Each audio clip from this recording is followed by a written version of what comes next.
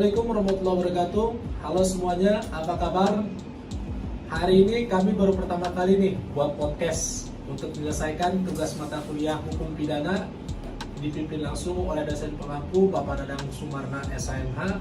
Di sini kami menyelesaikan podcast dan saya pribadi bukan hanya sendiri nih, karena ada beberapa rekan saya yang nanti akan membahas masalah alasan-alasan penghapus pidana. Sebelum kita ke materi, perkenalkan kami dari Universitas Pamulang Fakultas Hukum kelas 02 Hukum 004 yang terdiri dari 6 orang. Yang pertama yaitu saya pribadi, Raffi Nawi Murji Tanjung, dan rekan saya ada Saudara Rian Abrianto. Hai. Ya. Dan kemudian ada Putri Amelia. Ya. Selanjutnya ada Siti Wardah Jamila. Ya. Selanjutnya ada Siti Sarah. Dan yang terakhir ada Ulis Purnama. Oke. Podcast hari ini kita akan membahas alasan penghapus pidana yang dapat dibedakan menjadi 3. Yang pertama yaitu alasan pembenar, yang kedua alasan pemaaf, dan yang terakhir yaitu alasan penghapus penuntutan. Kita bahas berurutan ya. Yang pertama yaitu alasan pembenar. Apa sih alasan pembenar itu? Selanjutnya akan dijelaskan oleh rekan saya, Saudara Siti Sarah. Waktu dan tempat dipersilakan. Baik, terima kasih atas rekan saya, Raffin. Saya akan melanjutkan yaitu apa sih alasan pembenar. Kita semua pasti udah tahu ya kalau perbuatan pidana itu biasanya hanya merujuk kepada dilarang dan diancamnya perbuatan dengan suatu pidana. Apakah orang yang melakukan perbuatan kemudian juga dijatuhi pidana sebagaimana telah diancamkan ini tergantung dari soal apakah dalam melakukan perbuatan ini dia mempunyai kesalahan. Ngomongin perbuatan pidana tentunya pasti terdapat sebab asas dalam pertanggungjawaban di dalam hukum pidana, yaitu ialah tidak dipidana jika tidak ada kesalahan. Nah, alasan pembenar ini yang merupakan pembelaan hak terhadap ketidakadilan sehingga seseorang yang melakukan perbuatan dan memenuhi unsur-unsur tindak pidana oleh undang-undang dapat dimaafkan karena pembelaan terpaksa. Yang melatar belakangi permasalahan dalam hal ini adalah apa aja sih yang menjadi alasan penghapus pidana menurut Kitab Undang-Undang Hukum Pidana, serta bagaimana sifat pembelaan terpidana yang menjadi alasan penghapus pidana. Alasan yang meniadakan pidana yaitu sesuatu hal yang menyebabkan ketentuan yang berlaku dalam hukum pidana tidak dapat diberlakukan terhadap seseorang yang dituduh melakukan pelanggaran tindak pidana. Kemudian alasan penghapus kesalahan ini adalah karena terdapat alasan pembenar maupun pemaaf, yang artinya tidak ada pikiran tentang sifatnya perbuatan maupun orangnya yang melakukan perbuatan. Tetapi pemerintah menganggap bahwa berdasarkan kemanfaatan atau utilitas kepada masyarakat sehingga dapat diambil kebijakan untuk tidak diadakan penuntutan. Kemudian tadi aku sudah menyebutkan bahwa seseorang yang melakukan perbuatan dan memenuhi unsur-unsur tindak pidana oleh undang-undang dapat dimaafkan karena pembelaan terpaksa. Baik, terima kasih Saudara Siti Sarah. Tadi saya mendengar yang dimaksud pembelaan terpaksa. Ini bagaimana nih? Apakah diatur dalam KUHP atau beberapa pasal yang ada di dalam KUHP? Selanjutnya saya ingin meminta keterangan dari Saudara Siti Wardah. Ya, waktu dan tempat dipersilakan. Baik, terima kasih rekan saya Raffin. Untuk pidana ini pasti diatur dalam pasal 49 KUHP ayat 1 dan 2 menyebutkan barang siapa melakukan perbuatan yang terpaksa dilakukannya untuk mempertahankan dirinya atau diri orang lain, mempertahankan kehormatan atau harta benda sendiri atau kepunyaan orang lain dari kepada seseorang yang melawan hak dan merancang dengan segera pada saat itu juga tidak boleh dihukum. Melaporkan batas pertolongan yang sangat perlu jika perbuatan itu dengan sekelompok dilakukan karena perasaan terguncang, dengan segera pada saat itu juga tidak boleh dihukum. Nutwer atau pembelaan terpaksa digunakan sebagai alasan pembenar, tetapi bukan alasan yang membenarkan perbuatan melanggar hukum, melainkan seseorang yang terpaksa melakukan tindakan pidana dapat dimaafkan karena terjadi pelanggaran hukum yang mendahului perbuatan itu. Notuler masih tetap dipertahankan sehingga sekarang sebagai salah satu alasan penindakan pidana sebagaimana dijabarkan dalam pasal 49 ayat 1 KUHP, notuler digunakan sebagai alasan pembenar, tetapi bukan alasan yang membenarkan perbuatan melanggar hukum, melainkan seseorang yang terpaksa melakukan tindakan pidana dapat dimaafkan karena terjadi pelanggaran. Pandangan ini telah diakui oleh hukum pidana bahwa seseorang memang dianggap berhak untuk melakukan suatu perbuatan tertentu sebagai pembelaan terpaksa. Maka kita dapat simpulkan bahwa alasan yang menindakan pidana yaitu suatu hal yang menyebabkan ketentuan yang berlaku. Dalam hukum pidana tidak dapat berlaku terhadap seseorang yang dituduh melakukan pelanggaran tindakan pidana. Baik, terima kasih Saudara Siti Wardah. Dari hasil penjelasan Saudara Siti Sarah dan Siti Wardah, kita balik lagi nih ke topik utama, yaitu alasan pembenar. Di sini saya menyimpulkan bahwasanya alasan pembenar adalah alasan yang menghapus sifat melawan hukum perbuatan, sehingga apa yang dilakukan oleh terdakwa lalu menjadi perbuatan yang patut dan benar. Seperti itu ya, Saudara Siti Sarah dan Siti Wardah. Pertanyaannya, kok bisa? Bisa aja, karena kan dapat terjadi itu karena ada alasan dalam KUHP yang udah diatur, makanya Baik. bisa seperti itu. Gitu. Baik, terima kasih Saudara Siti Sarah.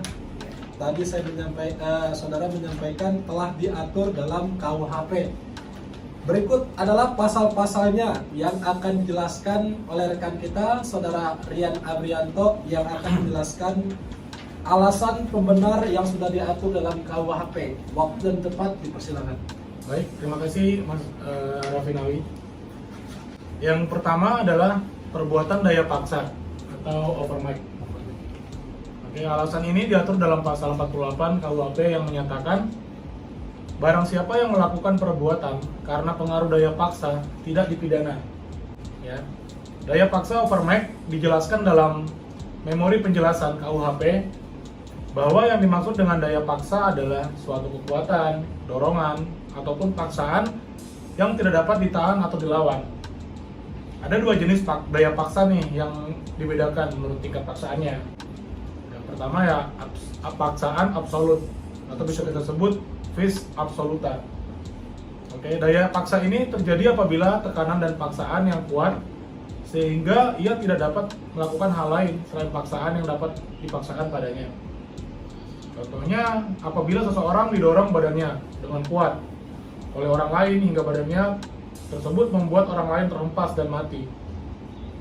Seseorang yang didorong badannya tersebut tidak dapat dipidana karena digunakan sebagai alat, dalam tanda kutip alat loh ya. Oke. Kemudian ada paksaan relatif atau bisa kita sebut vis kompulsif. Dalam paksaan relatif terdapat pilihan walaupun pilihannya terbatas dan ditentukan oleh si pemaksa. Contohnya seorang kasir yang ditodong pistol dan disuruh menyerahkan uang dari dalam kasir. Kasir tersebut mempunyai pilihan untuk menyerahkan atau tidak menyerahkan uang kepada pemaksa. Jika yang dipilih adalah menyerahkan uangnya, kasir tersebut tidak dapat dipidana atau atas hilangnya uang kasir gitu. Yang kedua yaitu perbuatan karena pembelaan terpaksa atau bisa kita sebut notuler. Alasan ini ada pasal 49 ayat 1 KUHP. Bunyinya, barang siapa terpaksa melakukan perbuatan untuk pembelaan karena ada serangan atau ancaman serangan ketika itu yang melawan hukum terhadap diri sendiri maupun orang lain, terhadap kehormatan, kesusilaan, atau harta benda sendiri maupun orang lain tidak bisa dipidana. Yang ketiganya yaitu perbuatan karena menjalankan perintah undang-undang. Alasan ini ada pasal 50 KUHP, yakni orang yang melakukan perbuatan untuk melaksanakan ketentuan undang-undang tidak boleh dipidana. Oke. Pasal 50 KUHP menghapus sifat melawan hukum pada perbuatan yang dilakukan oleh seseorang atau lebih yang telah diamanatkan oleh undang-undang untuk melakukan suatu perbuatan. Yaitu contohnya pasal 167 ayat 1 KUHP yang membahas mengenai larangan seseorang memasuki rumah orang lain tanpa izin. Tanpa izin ya. Tanpa izin. Oke. Kemudian yang terakhir, ada perbuatan karena menjalankan perintah jabatan yang sah. Alasan ini diatur dalam pasal 51 ayat 1 KUHP. Bunyinya, orang yang melakukan perbuatan untuk melaksanakan perintah jabatan yang diberikan oleh penguasa yang berwenang tidak boleh dipidana. Oke, baik. Terima kasih Saudara Rian.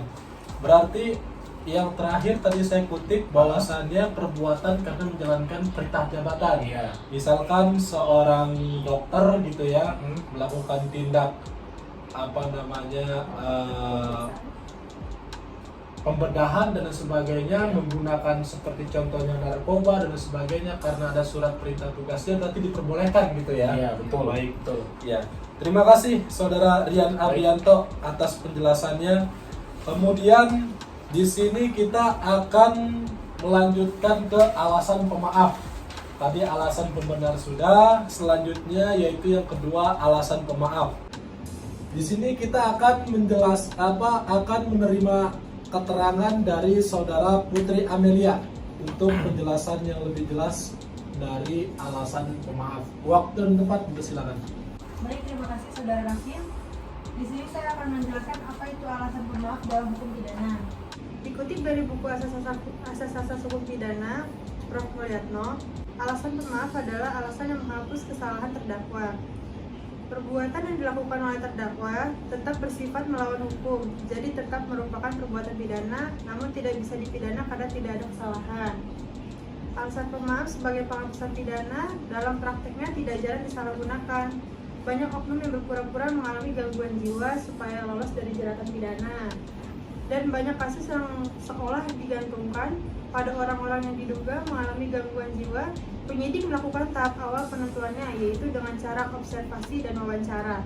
Setelah penyidik meyakini tersangka mengalami gangguan jiwa, penyidik meminta bantuan ahli jiwa untuk memberi keterangan tentang kondisi kejiwaan pelaku. Dan setelah ahli jiwa memberi keterangan bahwa pelaku mengalami gangguan jiwa, maka penyidik meminta bantuan ahli hukum untuk memberi pandangan dalam akademik. Dan yang terakhir, kita akan membahas yang terakhir, yaitu alasan penghapus penuntutan. Yang terakhir yaitu alasan penghapus penuntutan yang akan disampaikan oleh Saudari Ulis Purnama. Waktu dan tempat persilakan. Iya, baik, terima kasih Saudara Rafin. Saya di sini akan menjelaskan mengenai alasan penghapusan penuntutan ya. Alasan penghapus penuntutan di sini bukan ada alasan pembenar atau alasan pemaaf. Jadi tidak ada pikiran mengenai sifatnya perbuatan maupun sifatnya orang yang melakukan perbuatan. Tetapi pemerintah menganggap bahwa dasar utilitas atau kemanfaatannya kepada masyarakat sebaiknya tidak diadakan penuntutan. Yang menjadi pertimbangan di sini ialah kepentingan umum.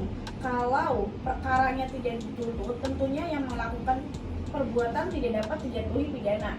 Contohnya terdapat dalam pasal 53, kalau terdakwa dengan sukarela mengurungkan niatnya percobaan untuk melakukan suatu kejahatan.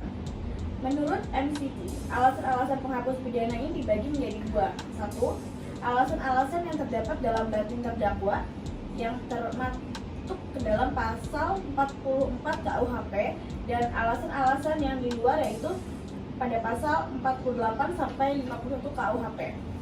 Tetapi dalam teori pembagian secara dilakukan MCT, ini dalam teori tidak ada yang memakainya sebab tidak tepat. Yaitu di antara alasan-alasan yang di luar, ada yang lebih tepat jika dimasukkan dalam alasan-alasan yang terdapat dalam batin terdakwa. Selain daripada alasan-alasan penghapus pidana yang umum dan detail 3 buku pertama KUHP, dalam buku kedua masih ada alasan-alasan penghapus pidana yang khusus, yaitu yang hanya berlaku terhadap perbuatan yang tertentu saja, misalnya pasal 3103 ayat 3. Biasanya dalam titel 3 buku pertama yang dipandang orang sebagai alasan pembenar adalah pasal-pasal 49 ayat 1 mengenai pembelaan terpaksa atau notwear, kemudian pasal 50 mengenai melaksanakan ketentuan undang-undang, dan pasal 51 ayat 1 tentang melaksanakan perintah dari pihak atasan. Sedangkan yang dianggap sebagai alasan pemaaf adalah pasal 49 ayat 2 tentang pembelaan yang melampaui batas, pasal 51 ayat 2 alasan penghapus, dan penuntutan pidana tentang perintah jabatan yang tanpa wewenang. Namun, tentang pasal 48 yang dinamakan daya paksa atau overmatch, hingga sekarang belum ada kesatuan pendapat. Ada yang mengatakan daya paksa ini sebagai alasan pembenar, ada pula yang mengatakan bahwa ini adalah alasan pemaaf. Di samping ini ada pendapat yang ketiga, yaitu yang mengatakan bahwa dalam pasal 48 itu mungkin ada alasan pembenar dan mungkin pula ada alasan pemaaf. Baik, terima kasih kepada Saudari Ulis Purnama ya. Hari ini kita sudah mendapat keterangan dari beberapa rekan saya terkait alasan pemaaf, alasan pembenar, dan alasan penuntut penghapusan pidana. Di sini dengan podcast hari ini kita mendapatkan wawasan ilmu ya. Yang pertama kita mengetahui pasal-pasal berapanya dalam KUHP, dan yang terakhir di sini bisa juga bermanfaat untuk keluarga kita jikalau terkena tindak pidana ya. Mungkin ini yang bisa kami sampaikan untuk podcast hari ini dengan alasan penghapus pidana materi kita ya. Dan terakhir yang bisa kami ucapkan permohonan maaf kepada Bapak Dadang Sumarna jikalau kebenaran itu datang dari buku dan pencipta yang memang hafal KUHP. Jikalau ada kesalahan kata, maafkan kami yang menyelesaikan tugas ini secara tidak pasti dan sebagainya. Waktu dan tempat dipersilakan. Assalamualaikum warahmatullahi wabarakatuh.